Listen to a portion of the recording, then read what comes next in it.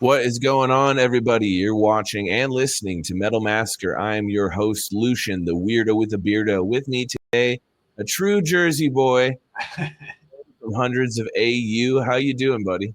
Hey man, how are you? Thank you for having me. Appreciate it. Thanks for coming on. We've been kind of branching out into other styles of music. This show started off as just like, oh, we're just gonna be metal. You know what Yeah, I mean? And as I went on, I was like, metal's great, but like there's so much that is a cousin to metal in sure. ways, you know what I mean? In like Sure. Yeah, in yeah. the layman term of people that are not really about it, they'd be like, "Oh, it's all just metal." But we've gotten into a whole bunch of stuff as we've kept this show going, and your music is definitely something that when I hear it naturally, I like it, and it evokes like this early. It's like if people went back in time to like the early 2000s, screamo added like hardcore and then made it even better than it was. Oh, thank you. Thank That's you. how I feel about hundreds of AU. I think you guys have captured something, and you very specifically, but you guys as a unit have this clean style, which it's hard to find like heavy music that is intentionally clean musically. Yeah, it's got a clarity to it. That's kind of like what when I. So I'm the latest member of the band. I'm the newest Oh, member. really? Yeah, When and did you jump in? like a year and a half ago. Nice. So Okay.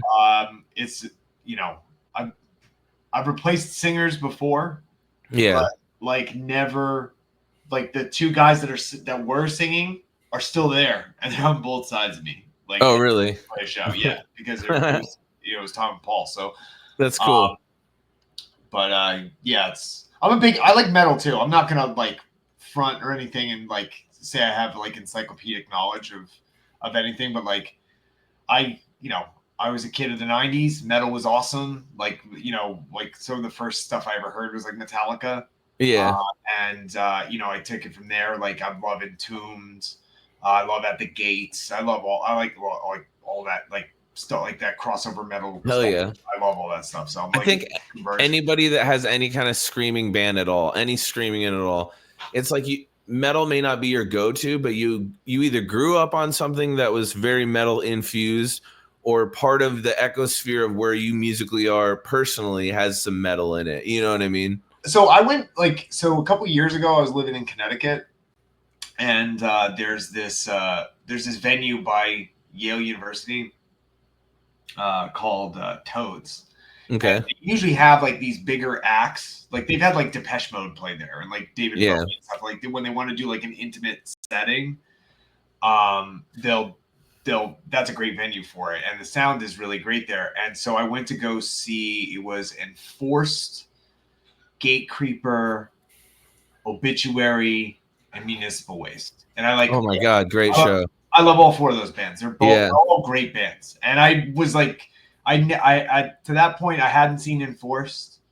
I saw I caught half a set of Gatecreeper prior to that. I saw Yeah. Ways before, but I had never seen Obituary, so I was like, who knows how long Obituary is going to keep going. So I wanted to go see it. And as I'm watching it, I was like, oh, you know what? Like I don't know why it took this long to dawn on me, but Hmm. like the difference between like a hardcore bands or hardcore musicians and metal musicians are the hardcore musicians like, yeah, sure, we'll play in a windowless concrete basement with a practice. Yeah.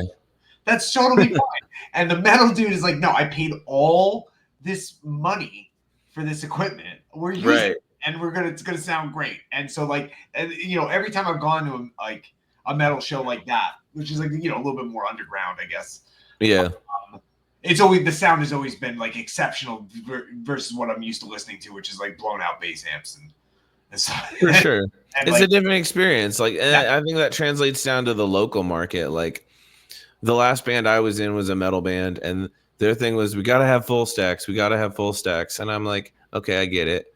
But it is more of a show thing and a wall of sound thing, I think, metal sure. wise. They want that wall of sound. And, hello. Um, with hardcore songs or bands, I guess it's more just about the experience. It's like you can pack yourself in someone's basement in a neighborhood you've never been to in a hardcore show, and I feel like that's gonna be just as powerful as that wall of sound. Look, I'll tell you, I love playing basements. I guess I'm supposed to aspire to want more than that, but like some of the best shows I've ever played were in basements. Some of the most fun I've ever had, like watching a band play, was in a basement. Um, and so like that experience, like it does. I haven't outgrown that experience yet. I like playing other places too. You know, like Yeah. clubs. I like on the floor. Me personally, like I like playing places that are really not designed for a live music Hell experience. yeah. Like there's a spot. If you don't mind me rambling. No, please. That's why you're here, dude. There's a spot in New Brunswick, New Jersey, called Cinco de Mayo. It's a Mexican restaurant, Yeah. and they do shows there. And sometimes they do the shows out in the parking lot of this place. Oh, damn. When you walk in, like you don't know, like where are we gonna do this? Yeah. And and then the room kind of clears out at a certain time, and the PA is barely hanging on. Like but it's a good time. It's one. Hell yeah. And New Brunswick especially is like so important to like, people from New Jersey. Yeah. It's like there's a lot of like great bands that kind of come from that area, and so like when I don't live near that area, so when I do get an opportunity to play there, it's like take things up to 11. Yeah. I want to have so much fun because I've all my experiences there have been like amazing moments. Like it's just so much fun. Like I saw you know that band Screaming Females, right? Yeah. Yeah, I like saw them in a New Brunswick basement. No way. Yeah, like no, it was in a fucking like garage, like a tiny garage in New Brunswick. How was that? It was amazing. They did. They covered the Jackson 5. Oh wow, that's they covered cool, dude. Super cool. So wow. Yeah, it was great. I've had so many and I've had the opportunity to just like play like cool shows in a New Brunswick basement and like cool shows in New Brunswick basement. So like, yeah, this is the whole reason I do this now. Like I'm a little bit older, but the whole reason I keep doing it honestly is just like I get to like go to some cool shows. I get to hang out with my friends. Like this is like a social thing. It's so it's such a like I don't know, like old mafiosos like getting together sometimes. Like it's feels like the old boys, you know. Yeah. Oh, and it's great. You, man. Now it's great because like that the genre itself has like really diversified. Yeah. Years, like when I was a kid, it was like mostly just like white dudes crying about their problems. Would you recommend Jersey for like someone that wants to take like a music trip? Is the scene still going like that, or is it not really like? Well, it's not the same. So like when I was coming up, so if you can just picture New Jersey in your head, I'm at the very top of the state, like where like Pennsylvania or New York and Pennsylvania are like right there. Like 30 minutes in either direction. I'm in the other state. Oh, okay. And so like when we were coming up, like it was, like really towny, including like what I was doing, like towny punk, towny hardcore. Yeah. And then there was this band called Folly, and they were like extremely heavy hardcore band, but they also had ska parts, which like in 2025 you say that it sounds ridiculous, but like in New Jersey ska was like huge for a while. So when it kind of went gone, like Folly was there to kind of catch those people who were like because there were like after I don't remember seeing a lot of ska bands after like 2003. Like when I was over, it was over. And so Folly was kind of there to catch those people. And then like I'm sure like some of them ended up like getting into hardcore. Like I got into hardcore. I was into like pop punk and all that kind of stuff when I first started listening. That's what I had access to. And then like as I got older, my taste kind of shifted because I just felt like it was a little like immature. It just sounded immature. I always wanted to be taken more seriously. So I just wanted to, take music a little bit more seriously. And I just felt like hardcore was something that was gonna like it was like since it was formed in like the late 70s and the early 80s, like Yeah. really changed, and I didn't see like pop punk or anything changing. Mm. And like when I say pop punk, I'm talking about like I used to listen to like No Effects and Strung Out, like all that Yeah. sort of stuff, and now I'm just Okay. That's interesting. Like you said, like you kind of outgrew a style. You know what I mean? And I feel like even as fans of music, you get older and you do kind of have that phase where you're like, the thing I was listening to, I don't really relate to anymore, and that's such a weird feeling. Like, is that what kind of drove you with this band to like maybe change that and like fuse those elements in with something even more, I guess, I don't want to say experimental, but like progressive in a way musically? So I can't really speak to the music part of it because I Okay. didn't play too much of a role in that. So like I came in and I got so just I'll do the quick backstory. Sure, Like sure. the band was fronted by the two guitar players, Tom and Paul. Yeah. And they did 3 fantastic. Paul and I have been friends for like 25 years. Yeah. Friends for a very long time. That's awesome. And he and I are in another band together. And so they, I guess, they'd already done 3 albums together, and they're all great. I love all of them. They're so good. Yeah. And so like, and then they were a couple times we're like trying to find a new vocalist. And so I moved back to New Jersey, and I was obviously, like I would have been amazed just if I had gotten an audition. It would have just been a thrill to say like, yeah, I tried out for hundreds, didn't work out, like whatever. But like, I would have been like happy with it because I would have got an opportunity to just like jam with these dudes for at least one time. And, For sure. But like, they gave me a couple songs to learn. I learned them. We did rehearsed. And then like it felt like I think the next time we got together, it was like, all right, we got some like new ideas and stuff. Like I think it was like maybe 1 or 2 rehearsals together before we started to work on new material. And they already had stuff. So we were like, they were putting together things, and like this band is like super efficient. Like they write, they come up with ideas, they try to fully form them out into coherent thoughts, you know what I mean? And then like everybody else, so that way everybody else can kind of take them in and make their changes or make suggestions, not changes. And so like they had done this so many times before that I just, for me personally, I didn't know where I fit in the whole thing. Like what was I gonna do? So I was like, okay, well, I'm gonna focus on like what I have immediate control over, which is I'll just do lyrics. If they don't like them, then they can write different stuff. But I'm just going to write what I want to write, and then we'll just see how it goes. And they were very supportive. This band was very warm. There was no like rookie hazing stuff. Good. It was just like, hey, this is how we, I was just I was spending a lot of time observing. So I think the first show we played, we did 6 older songs and then like 3 new ones, like 3 brand new ones. And nice. We didn't open with one, but like, So and then like, okay, we got another one done, and then we got another one. Like that's kind of how it was going. Yeah. And again, I was like, what was cool was, so the hardcore bands that I had been in prior to Hundreds were like, they were not as complicated. It wasn't hard for me to like find the rhythms and stuff. Like, so I always thought I was pretty good at it, and it was like a real challenge. Like there was times where I had to have them like, how would you do this? Because well, there's nothing wrong with that. I feel like that's how you get a sense of the temperature of the pool you're in. You know what I mean?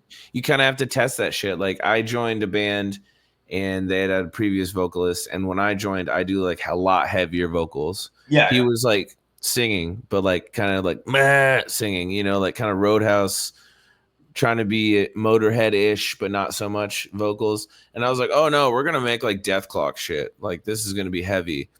And so like I had to keep asking if this was okay, if that was okay. And then I feel like eventually when you settle with the band, like you kind of find that temperature and you can like play around a little bit more, because You're trying to make something new. And honestly, these new songs that you guys have put out, it's like a new breath of life into the band, I feel like. Thank you. Yeah, for sure, man. Like, I don't know, like listening to like elevator music and all the old stuff, you know, like it's got a pulse, it's got a weird like rhythm to it. Like, I don't know. The music itself, I feel like has been so defined for so long, but they've picked up little tricks here and there that now to see like the band with like basically 3 singers, like Yeah. that's I feel like that's a cool thing. Like you guys are in a really fun position as a band where not only have you kept the original singers in the band, but you've added someone to front everything that has their own vision. Was it clear when you joined what you wanted to do, or like how long did it take you to like fully settle into the idea of like this is my direction? I think the okay, so after the first show, we have a song called Bloodthirsty. Mm-hmm. And it's Tom and I are vegans. He's been for a very long time. I've been for about 12 years. Oh, wow. And so, like, we were texting back and forth one day, and he basically said, like, oh, hey, there's another vegan in the band. We can write, like, a militant, like, vegan song. And, like, we both like 108. We both like Earth Crisis. You know what I mean? So, Yeah. like, that's where my head goes. And so, but, like, the lyrics that I wrote for that are, they're not as blunt, but they're pretty stern. And so we're playing the song for the first time, and you know, before it starts, I was like, basically like, you know, this is my first show. I'm a little nervous. The energy's a little running a little high. Yeah. And we're playing with Loma Priada and Slow Fire Pistol, who are excellent bands. Like, amazing. So the pressure's even more on you. Like not only is this our first show, but we're having to support these bands. And not only was it my first show, it was, so we played at a place in Brooklyn called TBI, which is a great venue. I say that I had never been there before. I had only heard about it. I actually never went to a show there. But, okay. Like, after my experience there was great. Cool. And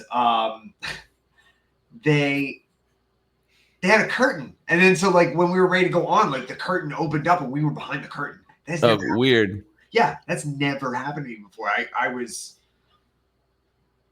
shook. That really okay. So before, you know, we play this song, I'm like, if you're not vegan, then you're part of the problem. Like, you know, just a quick 15 just being a goober. Yeah. Hardcore I love it. bullshit. Yeah. And like the next day, like, hey, listen, we're a little bit more introverted, I think, than you maybe assumed. Yeah. So, you know, they're not even you and I are the only vegans in this band. Right. You can't say we're all vegan, man. He's eating a double cheeseburger over there. They got tacos on the ride home. So yeah, so like that was so, but that kind of did give me some direction. Like, I wasn't insulted by it. I'm a big boy. Yeah. I can take criticism, and that's for fair. Sure. Like, you know, I'm speaking in a way. I'm the mouthpiece now. I'm just kind of speaking for them. Yeah. Because I'm holding the mic the most. So, you know, I do have to represent them in a way that is what the band wants. And I get it. So I'm totally with it. And that kind of just, okay. So then I started writing more lyrics, and like, I was like, okay, I think I need to be less abrasive and more expressive. Yeah. And so I kind of just turned, I made like not a little bit of a pivot, because I always try to write with as much feeling as I can, but you know, I kind of played the position that they wanted me to play. Yeah. And and it turned out to be great because I just kind of fell into it and I let it happen. And then like some of these songs on here, like, I usually don't like people's lyrics because I hate my own. So I have like that's projection. I have put that out onto everybody that the lyrics are the worst part, and that the screaming should be more of an instrument and less of a vocalization or, you know, of an idea. And But then I went and wrote, like, to me, some of the lyrics that I'm most proud of. And like 2 of them already got released, and the reception for them, especially like from total strangers that have like found me on Instagram, like, oh, the lyrics are great, and I'm like, oh, that makes me Isn't happy. that awesome? That's like because I worry. Sometimes I worry. Like this, I put a lot of pressure on myself for this record, because I don't want to disappoint the other 4 guys in this band, because I thought that their songs are. Well, how long you been playing with them? A year and a half now? Yeah, a year and a half. Bro, if you're gonna disappoint them, it would have happened already. We'll see. You know what I'm saying? Like, they've all heard the songs. They know. Yeah, and they're all like super happy with it, and the shows have been like great. So like, I think you found your stride. I think it's gonna turn out fine. But like, that was the pressure that was on me, because I'm like, okay, I'm gonna give 100% here. Like, there's no screwing around. Yeah. Don't take it lightly. Like, if you make a deadline, finish on the deadline. Like, if you like, be ready to deliver. Like, and so like, just stupid things that like for me, I gotta do. Like, I gotta be at practice on time. I gotta be ready to go. Like, all that stuff. And I try to do that as best as I can, because like those are the things I can control. Yeah, for sure. Control the way that the vocals sound. But I can control everything else. Oh, for sure. Yeah. That's the difference people don't understand a lot of the time, is like, there's 2 things to me about being a vocalist with heavy music. Is one, everybody has off days, right? And that can track from guitar to bass to drums, and it means vocals can too. Oh yeah. Depending on your health or what's going on with you, or there's a multitude of reasons why you could be off. But the other thing is, like, for me as a vocalist at shows, I would just go, like, my thing was I would just go crazy, like on stage, be a weirdo, chug beers, throw them out into the crowd, punch my head with a microphone, be crazy, like yell, scream, just do whatever I can to like make people be like, holy shit, the energy in here is insane, Yeah. So like for me, it was like shows took a lot more out of me than other band members, because I would like the physicality behind it would be that. And I feel like to a certain extent, people don't get that about doing vocals. It is very physical. Oh yeah. Like, and when there's pressure on, it's like even worse. And then you're like, fuck, I mean, do I need to go like gargle some honey or some shit right now? Cause I'm also nervous and I don't know how I'm going to perform. Like, so so when we did the recording, like you said, you're 100% right about vocals being like physical. So when we did the vocals for this is the first time that I ever did vocals holding the microphone. Ooh, that's a big difference right there. Big difference. Yeah. Did you find it? Yeah, dudes. Thank you. Okay, so when I did vocals, they had a mic up here, and they were like, "Sorry, they're doing my lawn right now. If you can hear this, this is like the worst timing ever." But, my dog and or cat and or daughter could burst in here at any time. But yeah, when I did, they had the mic up here in the studio, and I had to like hold a fucking comb or some shit to like feel like I was holding a mic, and I would just try to get as close to the mic as I could. Yeah, no, but it is a physical thing, and like, I do use my body movement to get the sounds out that I want. Like, it's just like going, like moving downward, moving upward, like those things help. And you can't get them by like right. I can't do it. It's not pop singing. You can't just do it like standing there. You know what singing, I mean? You would probably, like, if I was singing, because I've sang in bands too. Yeah. And like that makes sense. Yeah. Yeah. Like that okay, I get that. But like aggressive music, now just grab the microphone. Let every fucking studio tech and fucking producer know this, that it would be nice to hold the mic if you're doing streaming. Just throwing it out there. I don't think it's a horrible idea. There's ways. I'm sure the first thing is, well, what if you fucking like hit the mic on something? Like, what are you gonna hit it on? Like, edit that shit out, I guess. I don't know. Yeah, or just redo the take. It's not really that big of a deal. I'd rather redo a take than like hate the vocals forever. Right. So we recorded this with one of my closest friends, one of my best friends, Jake, his brother Nice. Joe. He runs a studio out of his house. He's like a total pro. Nice. It's called Missile Silo Studio in Paccong, New Jersey. Look it up. I will. And he was really open and easy to like anything that I wanted to do. Like, and like I was messaging him like, hey, you know, I want to hold the mic. Can we do that? Oh yeah. Yeah. No, yeah. What do you want to use? Like, you want to do a condenser mic? Do you want to do like, yeah? I'm like, I don't know, man. Whatever you think is gonna sound. But yeah, and he was just super helpful. Yeah, That's awesome. Yeah. I bet that made it so much more comfortable because you knew him. Like, it's weird going to someone you don't know and kind of like expecting them to like communicate with you the way you communicate, you know?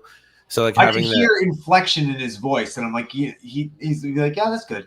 And I'm like, okay, let's do it. Yeah, no, that's not good enough then. Yeah, like, and you know, you just know. Yeah, And I get what you're trying to say. Yeah, that's so fun. he's great too, and like, you know, he can set up and move real fast. You know what I mean? Like, he's really into the project when he's doing it. So yeah, that was super helpful. And like there were points where we recorded the whole thing in two days. Oh wow. And like 2 full days though. Yeah. Like and it was a weekend in March. And he was like, so he and I was in the booth for the whole first day because the singer doesn't do anything. Yeah. I technically didn't even need to be there, but you're just hanging out jamming. I'm trying to be a good bandmate here. Yeah, for sure. And also, what else am I gonna do? Yeah. So yeah, I was there, and like we were just watching these guys do takes, and like we had a good view of our drummer John, and he was like, I watched him do a take for one of the singles that's up for Scorched Earth Harvest, and like I think he did it. The whole song I think is the second take, and as soon as he was done, like Joe was like, "Yo, he nailed that. We're not doing this one again." That's like, awesome. We're not doing that again.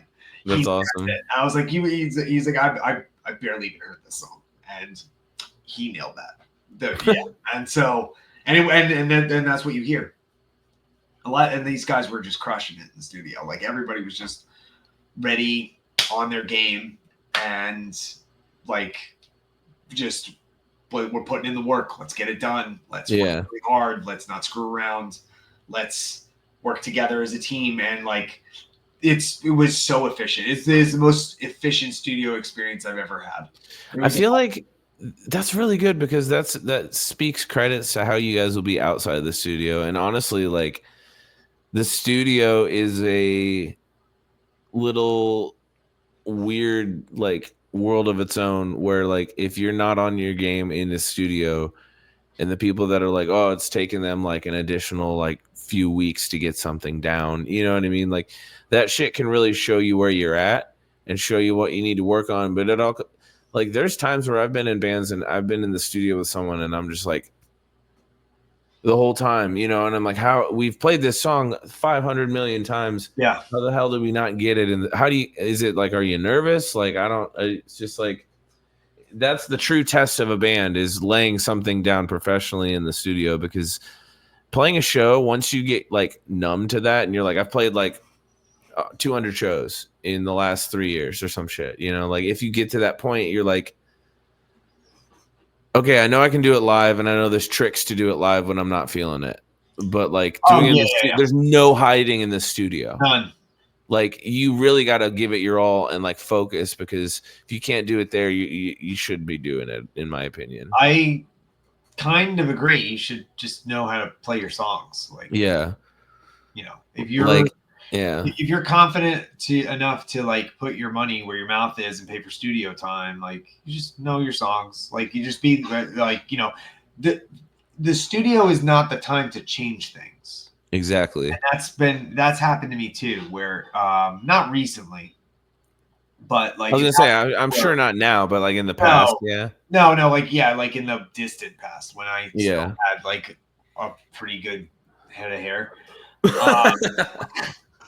I'm looking at you. I'm like, I'm really envious. I wish I had that. Dude. Okay. Side note: I'm the only dude in my family, I think, that has hair still on either side of the family. You did it.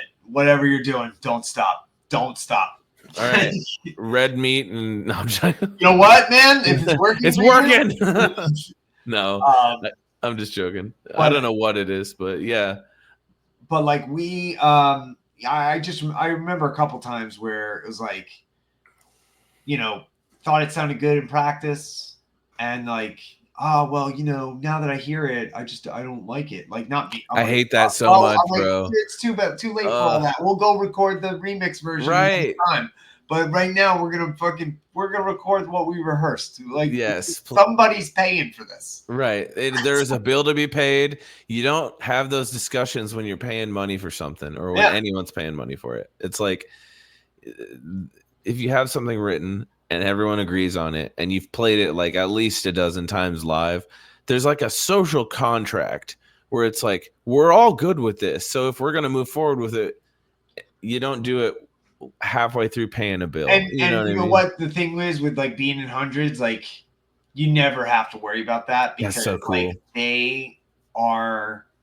they vocalize everything that they're not like that they think, oh well, we need a part here. That's not like in a nagging way. That's like we're developing this. Is there like, do you ever feel like there's a power struggle at all in your band? Because like I was gonna say, because like it's two people that have like started it essentially, and there's like other people come on later. Like, because I know sometimes even in bands like there's like a hierarchy. Sometimes I personally feel like it should be all for one, one for all, like a Three Musketeers kind of a thing, But I feel like there's like different types of bands all over the world, No, so with ours, I mean, like there's just a nice rhythm, like to how this all worked out. Like Tom and Paul, they're the guitar players, so they write the riffs, and like once they do that, then the rhythm section gets involved. Yeah, they're like, oh hey, what if we tried this here? What if we move this? Like, just how does this flow? How is this working? Like, yeah. And but there was a lot of times, there's several songs on this record where the way it was written is like 95% of what it ended up becoming. Like it was written in that order, and maybe a couple little accents and stuff. Yeah, just like a couple little things here and there. But for the most part, it is what it is. And then like for me, when they were writing stuff, like they had the riffs, and they would, we would send them through email and everything. And so I could be at home working on lyrics where what fits, and then coming in and going, okay, I do all my, I'm sure I know I'm not unique in this. Notepad, my phone, it's great. I use it where all my lyrics are. And so I would just come in there and be like, okay, and we would go through it, and you know what, this part's a little too wordy. It flowed different in my head than it actually came, than what I can do. Yeah. Okay, so you're making your changes there. So we're all making the same changes. We're just, we're all just trying to, cut up the loose ends and trim the long hairs, I guess. I like that. We were talking about hair before. Yeah. I mean, that's really it. And so that part, for writing 10 songs, went pretty. The label, we were originally going to send them 8, and they asked us to do 10, and so we said okay, and then we ended up doing 2 more, and like one of them is like now I guess our drummer's like favorite song to play. Nice. So I was gonna ask if it felt like natural coming up with those last 2, or if it was like difficult at all, but it sounds like that was like, did you have something in the bank already? We had something in the bank. Yeah, that's what I was gonna say, because usually when that ends up happening, it's like, oh no, I had this thing going for a while, we got to use it, and then you do, and that's like one of your next favorite songs. So one of them was Something in the Bank, and then the other one is like the intro track. Okay. And that like Tom wrote the lyrics for that, and he wrote the music for that. Nice. Like that was just tying the whole album together. Yeah, And, that's beautiful. I it love when actually you can worked do out that. perfect. It's like the first track because you're getting something that's probably a little bit, as a fan of the band before I joined, the first track will be like maybe a little bit jarring. Really? You're into the old material, it's gonna sound, I think, a little bit Oh, I love that. 100's album to open. Yeah. But This is they're exciting for very you good guys. open. Like all of their albums, every album has a good opening track. Yeah. So I hope people are gonna dig it. I think people are gonna dig it. I think because I guess I'll spill the beans. So Jeff Rickley from Thursday sings on that. No way. Yeah. How'd you swing that? So Jeff and Tom go back a ways, all the way back to New Brunswick. No way. Yeah, they went to college together. They've been friends for a long time. Tom contributed to parts of the some vocals on Thursday record on Full Collapse. And so now, however many years later that is 25 years later, Jeff's returned the favorite song. So yeah, that's beautiful. I love when something awesome. like that can happen, man. It's so great, and what he sent in is not what I expected him to send really? in at all. And it's like amazing too. Like it's like, wow, he really got like the underbelly of the song. He got it. That's awesome. He got it. It's so sick. It's perfect when you do that and they nail it and they make it their own, but it's like it's a perfect like accent, I guess, to use that word again, to what you've done. Can I ask what the name of that song is? Life in Parallel. It's the same as the album title. Okay, cool. The album, yeah. Nice. And when does this come out? August 22nd. August 22nd. By the time this comes out, it'll be about 3 weeks away. Okay. We're about there anyway. But yeah. This will be out pretty soon. But yeah, God, I'm really excited because you guys keep changing. I feel like out of all the bands I've interviewed, you guys have kind of like been the ones that have changed. You guys have been the ones that have like changed the most in such a short amount of time. You know what I mean? Like, I feel like bands kind of have this progression that they want to stick to, but very little do bands like have that momentum where they're just this well-oiled machine. And so you get through like 10 years of music in 5 years. Does that make sense? Yeah. And I think, the thing is like the guys in this band, including myself, but like just as much as any, like they're all like lifers. They've all been doing this for like a long time. And it's just like, there's just an absolute love for independent music, for hardcore, for punk. Yeah. We all fucking love it. We love playing live. We love writing music together. It's a real passion. Like every single time we're doing something like this, I think, like speaking for myself, but I think I could safely speak for everybody else. We're just grateful that like we're, I guess, good people. Mm-hmm. You know what I mean? Like we're thoughtful people. We're a band for everybody. We're very inclusive. And that just doesn't come down to like, what like the socio-political map, like sure, the different communities and everything. Like, yes, we want all that, but like, you know what? Like, we love that metalheads like you are into it.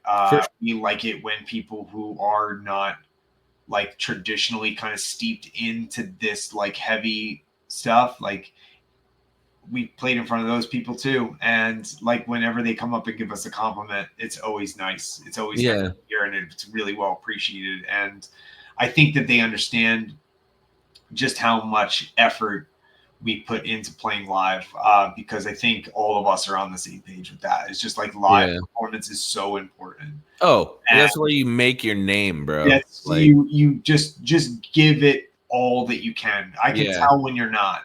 Yeah. And the day that I like watch that video and it looks like I'm not, is probably the day I'm hanging it up. I feel you. That's a good way to be, honestly.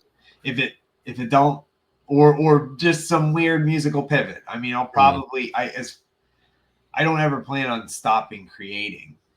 That's good. But like, but creating something heavy may not be for me forever. It may not be for everybody. You never know. You never yeah, know. you never know where people are going to be. But I also don't give, if I'm turned 70 and I'm still looking for a drummer for a new project I'm trying to start, then like, yeah, cool, whatever. I'm just, as long as everybody should be happy. Yeah. And yeah, we just love doing this. Like, I love being around these guys.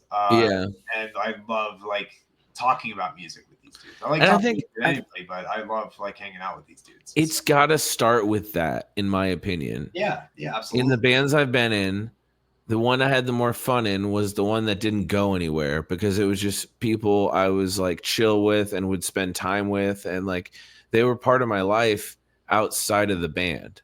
Yeah. But like the bands I don't have fun in are the ones where it's just like you treat it like you're going to work. And you don't know, I mean, you know the people, but that's just like how you know them, and it's just like, I can't do that. If I'm creating with someone in any kind of way, I have to have an actual relationship with them outside of it. Yeah. It doesn't make sense to me to just like inhibit yourself from like the possibility of just being, I don't know, more than coworkers, I guess. Like, I don't know. I feel like creativity is such a human thing, and creativity is such a way of connecting to people.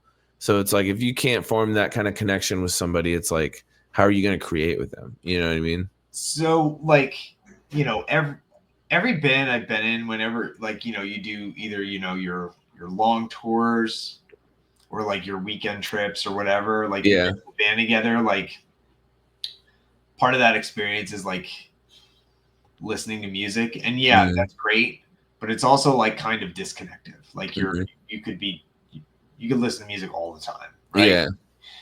Or anytime really. But like, your friends are right there. You don't want to talk to them about their lives. You don't want to get their opinions on things that you didn't know, been in the van or cars with these hundreds of guys, and especially when it's all a group, rarely is anybody ever even connected their phone to You're just chilling and hanging out, man. That's fucking awesome. Like, I mean, there's been a couple times where it's like, put some music on or whatever, but like there's a lot of talking about a lot of things, like talking about music, which is great, like I think I'm in this band, I'm like the only like real sports fan. I like baseball. Who are your teams? I'm a Devils fan for hockey. Okay.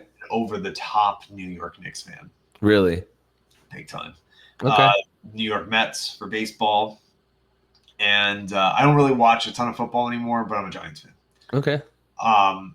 But with baseball, like I listened to some of these players talk, and like he said, the way the way that I got like tight with my teammates was just hanging out and talking about baseball. And so like there's a lot of driving, and we're not listening to music, but we're talking a lot about music. Yeah. And that inevitably veers into like news of the day, like, and then like we're talking about all kinds of stuff. Like, we're talking about politics. We're talking about like the political land, like, everything. And I've gotten to know these guys really great, and they're fantastic people to be around. They're That's awesome, man. Really positive influence on me. Yeah. And, I'm the only dad in the band, so I have to set a good example for my kid. Yeah. And I don't, nobody wants to be like, oh, why your dad was up on stage, was probably like partying with people. Like, no, it's not really like that. He was probably lecturing them on how they could be better people. That's awesome. Like, I love that. How old are you, if you don't mind my asking? I'm 41. Okay. I'm 33. Good and for you. I'm just now getting to that phase where I don't want to say I'm slowing down, because I'm really not, but I feel like my momentum looks different, and there's a different trajectory now than there was like even 5 years ago, 2 years ago. You know, like I'm kind of reprioritizing what I want creatively, and going for it, man. Like I'm not really pulling any punches anymore. You know what I mean? So I That's feel like, exactly it. Like, so, first of all, age is a number. yeah, for sure. You It's more are who you are, you who you know? are and what you're willing to do. So, Yeah. taking care of yourself is important. Self Hmm. care is very important. But so the only thing that's really changed for me is just the lens at which I look at the world through now. Yeah. Because like I'm older. I'm a father. I am married, so we're raising a child together. So I have to look. There's a lot of lyrics on this record. There's one song in particular that's like just um, feeling like you're failing as a parent, and like Hmm. how that affects your psyche. Mm. And That's powerful. yeah, it's tough. It was one of the tougher ones I've ever written, but it was necessary. I think it was a Mm. growing moment for me as well. I felt really good about it when it was finally done and it worked out. But like, Yeah. um, but like that's the way I'm looking at the world now. Like, you start out as like young and into punk, and you're just pointing the finger at a lot of things. Yeah. Like you're seeing the world wrong, wrong, wrong, wrong, wrong, and you're still at 41. I'm still seeing those things. Yeah. However, now I'm going, what am I doing to make this better? What are my contributions now? Yeah. How am I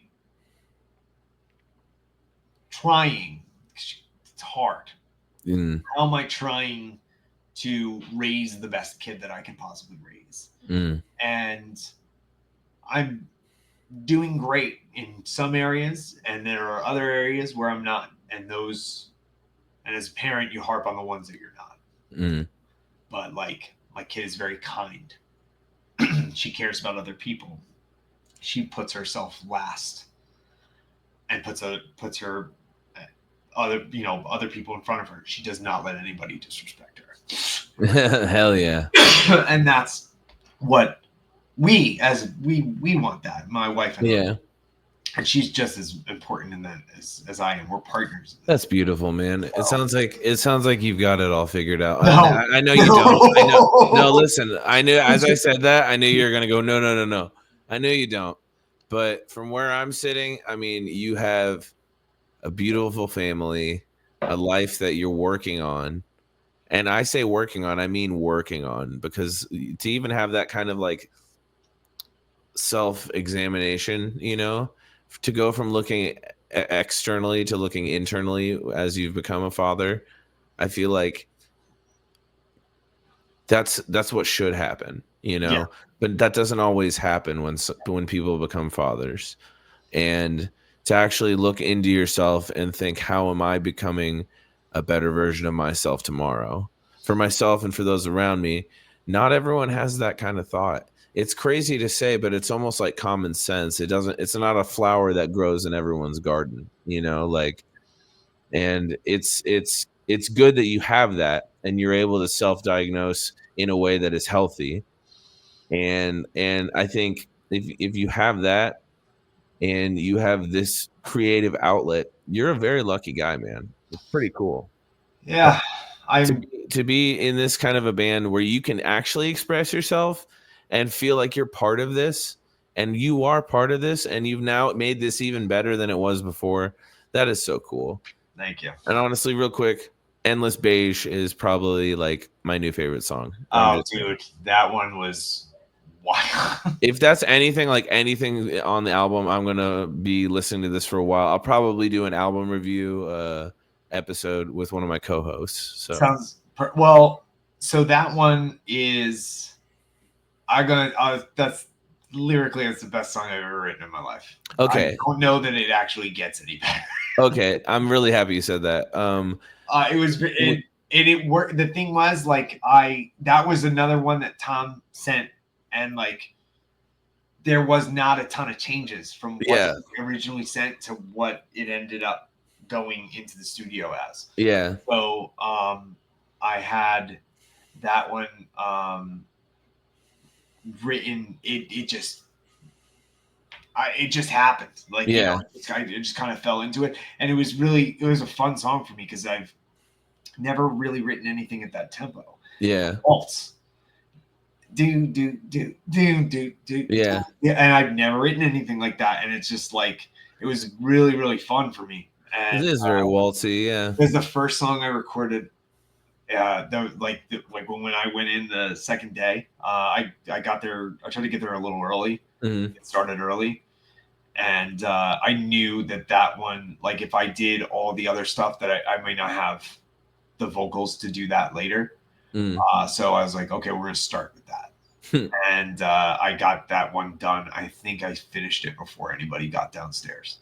That's awesome. And so like we went a couple songs and they didn't hear it. That's awesome. Like I got the press release for Scorched Earth Harvest, and I loved it. And like, there's always that point where you get sent a band from a PR company, and you're like, I love this one song, but you're hoping that the next thing you listen to isn't like, you're like, oh fuck, that was a one-off. You know what I mean? Like, everything else is something that I can't vibe with, so I don't know how I'm going to talk to this person. But as I started like unpeeling the layers of the onion, it just got sweeter and sweeter, man. I was like, holy shit, like this band has had a history, and I did a whole deep dive on you guys and kind of figured out a lot of stuff up to like maybe 2019.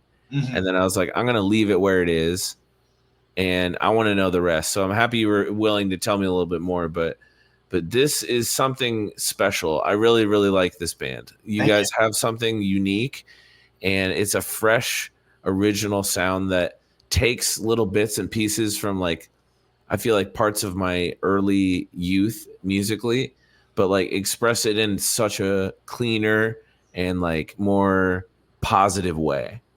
And that's so rare. Like, how many times have you heard someone go, oh yeah, this screaming band is super positive?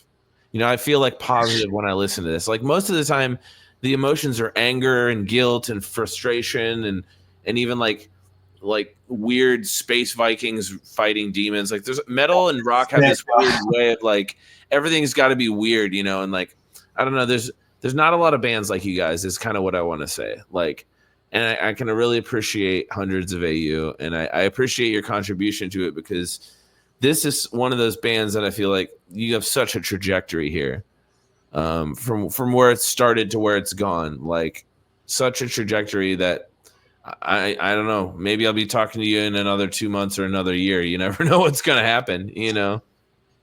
Yeah. Well, first of all, thank you for all that. That's very, for sure. For sure. But like, I mean, you think that the jump for them is at all big? Like, this jump for me, like hearing back the record and being like, you know, there's songs on that record that came out exactly the way I envisioned them. Yeah. I think like an Endless Beige is one of them, and Scorched Earth is one of them. Methodist, which is the second track, like that is exactly how I envisioned those songs would become. And like it was so clear, and rarely does that happen. No, you always have an idea, and it's like 80% what it ends up being. Exactly. And this, like, some of them were 100, and the rest of them were pretty darn close. And so I'm just so like thankful for that. And then like, you know, to hear stuff like you're saying, like, which is again so nice, and thank you so much. Like, oh, for sure. And honestly, my listeners know this. I don't say this kind of stuff, and just like, I'm not a fluffer. You know what I mean? I don't say stuff unless I mean it. So like, that's not just me jerking you guys off for the sake of the show. Like, I've had bands on here, and I'm like, I don't like your shit. You know what I mean? Like, I'm very upfront. Like, how does that go? It's fun. I feel like the other co-host I had initially would kind of be the one to talk more, in that time. And I would get on to just ask more generalized questions about creative influences and things like that. But Yeah. I tried not to be like an asshole about it, obviously. But it was very obvious when I wasn't into the music and I was more just like kind of talking about the ideas. But your guys' music, like I'm going to be listening to this for a while, and I can't wait for this fucking album, man. Like August 22nd. What's the name of the album one more time? Life in Parallel. Like in Parallel? Life in Parallel. Life in Parallel. Ooh. God, I'm so excited, man. I feel like you have all these meanings to everything, and I'm it's like a puzzle I want to solve, you know? Like I don't know what you're doing in early September, but if you have the time, I'd love to have you back on with a couple of my co-hosts while we do an album review, and maybe we could pick your brain a little bit and like talk about lyrics and I don't know, just what you were thinking in those moments. Yeah, sure, no problem. Yeah. I'd be thrilled. I mean, hey, I hate to like put you on the spot there No, on the no, show, no, like, but if it doesn't work out, it doesn't work out. I just think that would be really fucking cool to maybe like dive into that a little bit more because I know this is such a crazy rise for you, you know, like to kind of get to explain a little bit more of yourself would be kind of fun. I don't know. Yeah, just to be in like to go from like, oh wow, I really like this band. This is really great. Paul is doing something awesome here. Yeah. And like I've been into them since the moment I heard the very first song on the very first LP. When was that? That would I think that came out in 2017. And so I'm not like OG. I didn't listen to the demo first. Like Paul, but Paul was in the band after the demo. Okay. So he was my exposure to it. Yeah. And yeah, the first song is Deflection Arts, and it's so fucking good. Like we play it live now, and I'm like, I'm just as I'm as pumped to play the older material as I am to play the new stuff too, because like, and they're always so fucking cool, dude. They're always so fucking cool about it. Yeah. Like, you know, like, hey Brian, what do you want to play? Like, I've had some say before, and like Deflection is one of those things. I'm like, we get Deflection in there. I'm like God, that's so cool. There's another one that they did. It was like one of the more recent ones. They did a 4-way split with Gray Cell, Kirby Kiss, and shit. Why am I forgetting the other band's name? Fuck. I'll remember it in a minute. But shit. It's all in Council Records put it out. It's great. And there's a song in there called Dark Like Winter, and that was one of the ones they had me learn to audition. And how was that? The audition? Yeah. Nerve-wracking. I was very well dressed though. What'd you wear? I wore it was winter. Yeah. It was still 2023. Okay. I watched some the Northman the night before to get myself pumped. Fuck yeah, dude. And then and what I wear? I wore Doc Martens. Nice. Brand new jeans. Of course. A black t-shirt with nothing on it, and a blue flannel with the beanie. Nice. Because I just would, and then like fresh. Yeah, I wanted to look fresh. I wanted to look like I got up and prepared. Like it was like a job interview for exactly. Yeah, you're like, how do I dress for this? And then like as soon as I walked up the stairs, because we rehearsed it at Paul's in Paul's basement, and so he's like, "Yo, you look good tonight, man." I was like, "Hey, dude, thank you, man. This is." All right, a little bit of the weight is taken off right now. I feel a little more confident than I did 10 minutes ago. Exactly. That's awesome. It was fun. It was and sounds like it was meant to be, man. Sounds like you and these guys are meant to get together, and the evolution of this band has appropriately involved you in it. And honestly, I'll say this: I'm really excited for this album. August 22nd is a date I'm going to have on my calendar from now on. But with that being said, I'm even more excited to see what you do after that. Because I feel like then it's like, okay, all bets are off, man. You guys are in a whole new area. What are you going to do next? You're going to have even more of a experience there to where you feel even more like the weight is off of you. And it's just going to get gradually like less and less. So it's like, as that happens, I feel like naturally your creativity is just going to peak. You know what I mean? You're going to have like some crazy idea for the next album. And that's also what I'm excited for. I love writing music with these guys. So if they wanted to start tomorrow, I'd be like, okay, let's go. They're like, all right, next album. What do you got? You know what? Like so kind of one of the things that I do is I write down, like, before I start writing lyrics for something, I like to have like a visual in my head.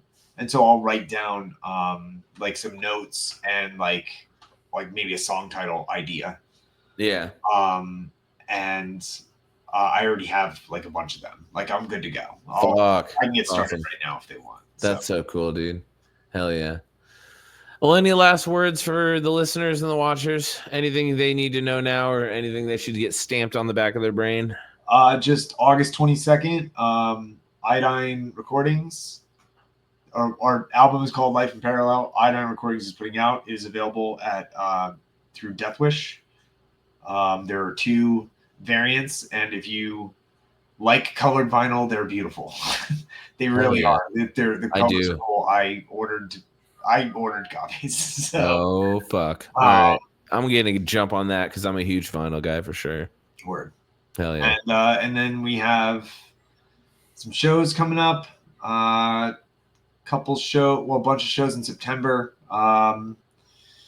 For like we're not doing a record release show when the record actually comes out. We're not doing it until September, but we're doing a nice little weekend of it, and we're just confirming those shows now. But I think by the time this comes out, we're playing that Mexican place. We're totally playing there again. So hell yeah, bro. We got some cool stuff coming out, and then like a little weekender thing in November. Nice. It's gonna be a lot of fun. So yeah, all fun, exciting stuff. A couple of shows in October as well, and so it's gonna be great.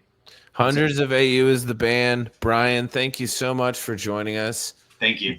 Honestly, it's been enlightening. Like, it's been fun. At the beginning of this, you're like, "Don't let me ramble," and I kind of just like foot off the brake, or foot off the gas.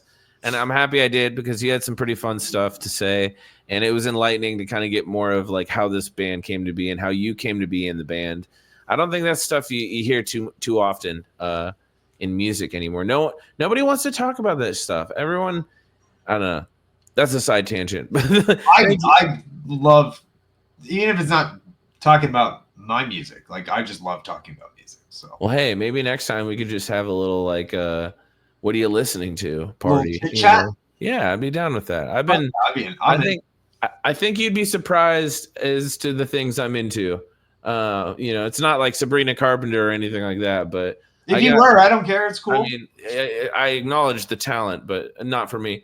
But I have a very wide, like, net of music, and I feel like things hit me differently. So it'd be cool to see what you like too. But hell yeah. Hell yeah. Well, guys, thanks for listening. Thanks for watching on YouTube. Hit the subscribe button, or don't. I really don't fucking care. Have a good day and be good people.